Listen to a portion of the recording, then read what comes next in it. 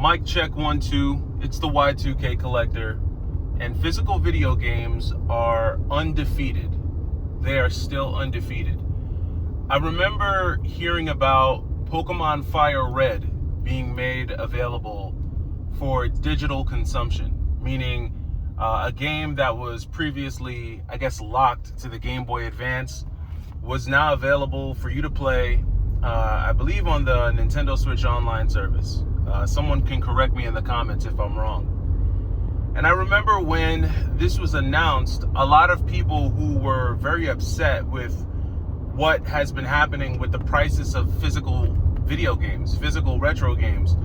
I remember a lot of those people saying how, this is gonna crash the price of Pokemon Fire Red, and how Pokemon Fire Red was gonna be a lot more affordable for everyone, and how they were happy, and so on and so forth. But you know what I've realized? I've realized that that game has been out for at least 2 weeks to a month now, and it has not done a thing to the price of a physical, authentic copy of Pokemon Fire Red. An authentic copy of Pokemon Fire Red still goes for between $130 and $150. Obviously, depending on condition, where you're buying it from, different things like that. And I just think that the Pokemon example, which we know Pokemon is kind of in a little bit of a bubble on its own, right? It has its own kind of ecosystem when it comes to the collectible space, not just for video games, but for trading cards and everything like that.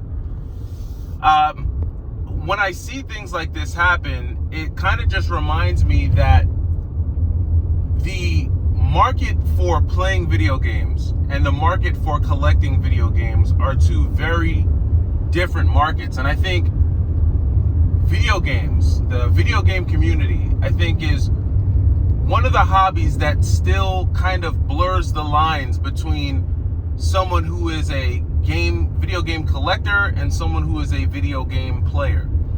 And a lot of times people who collect video games also play video games. A lot of times people who play video games don't collect them at all, and vice versa, right?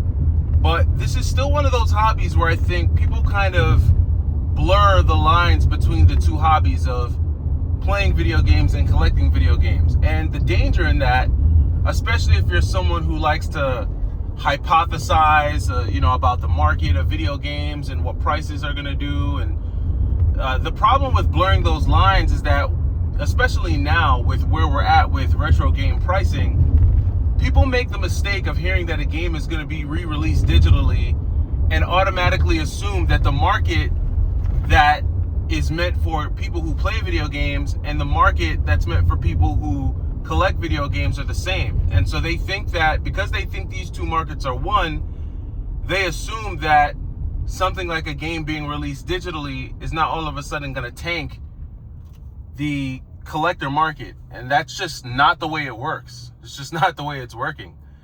And I don't think that's going to be the way it works at all. Another example is the mention of the Neo Geo AES Plus that's coming out, right? This is basically supposed to be a 1-to-1 replica. This is supposed to be the Neo Geo, basically, that's going to be coming out. And a lot of people think that the prices are going to tank, that the prices are going to go down, but they're not within that niche collector market. For the people who have always been in the market of collecting original Neo Geo games, this re-release of the Neo Geo doesn't mean anything to them, because they're collecting at a different level. They're collecting for different reasons. They've got their own criteria for what they want, and so it's just not gonna have the same effect. You know what I mean? It's not going to affect the pricing for those people who are into those types of, collecting those types of physical games.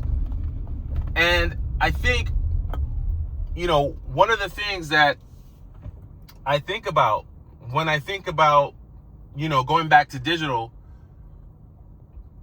which is a little different from what's happening with the Neo Geo, right? Because When it comes to the Neo Geo, you're being given something physical that's yours, that you can keep, that you can play forever and ever and ever until it either breaks or you sell it or you lose it or whatever the case may be.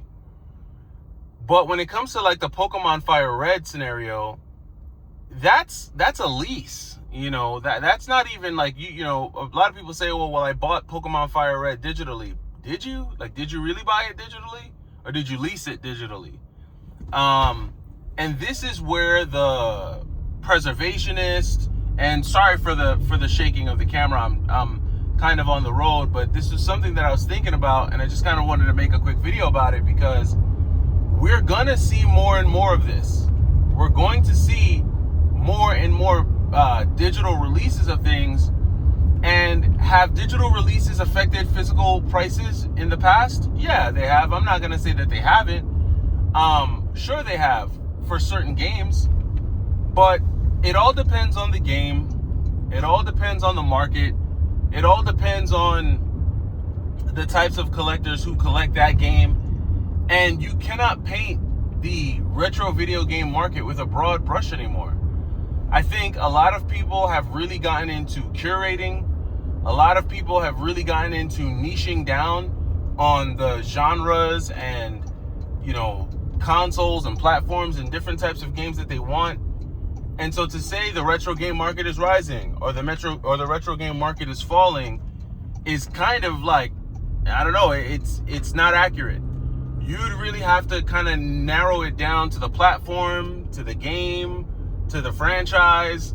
That's really where we're at with this. But nevertheless, regardless of all of that, physical is undefeated, man. It's undefeated. And one of the things that I think has surprised me the most, more than anything else, is how the overall price for the types of physical games that I collect, how the overall price for that conglomerate or that mix of games has just steadily continued to increase. And I'm not going to sit here and say that retro game prices are still rising, that the market is in a boom. I'm not really saying all of that, but what I am saying is that if you have physical video games or if you collect physical video games will always be undefeated, because you will always have the physical option to play that game no matter what happens, and no matter how many times a game gets a digital release, no matter how many times a game is re-released. They could re-release video games on the Switch 10, 20 years from now, and it still won't make a difference when it comes to the physical copy. I mean, look at a game like Sonic 3. How many times have we gotten the Sonic the Hedgehog games? How many times?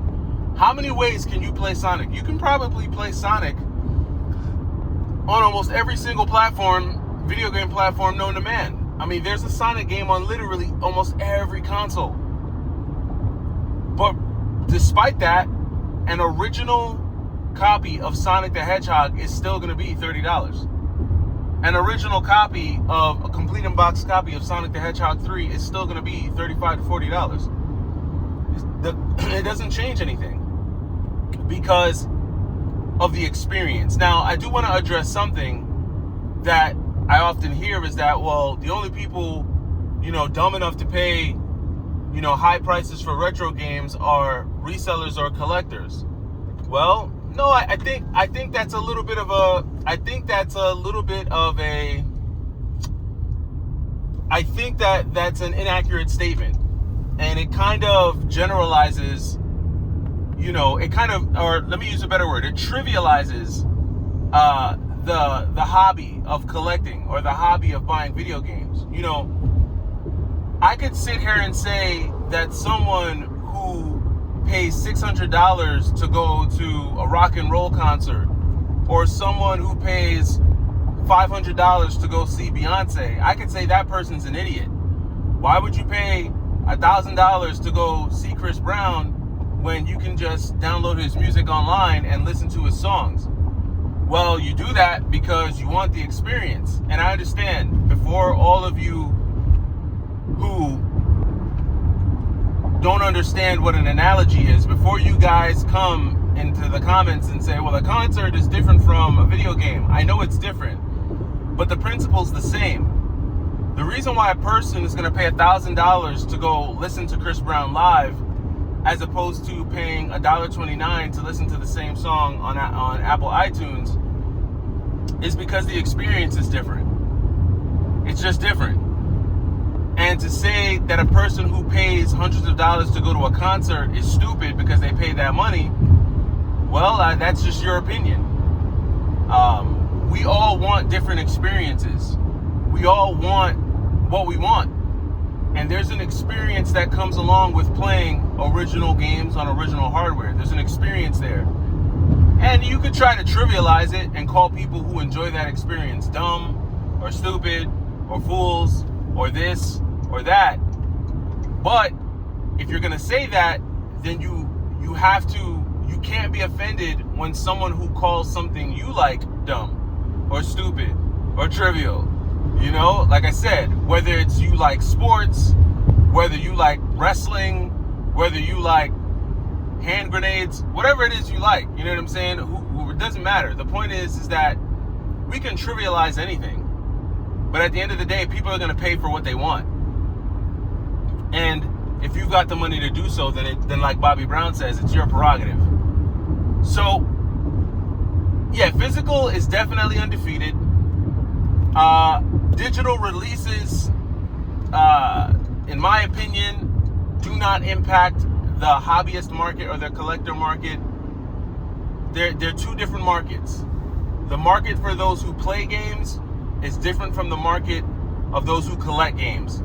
And I think the more everyone who's involved in the hobby, from the game players to the collectors, I think this is something that resellers kind of already know, because they're obviously studying the finances of the market. But I think this is something that the more collectors and gamers understand this, the more they'll kind of be able to understand how little or how much of an impact some of these re-releases will have.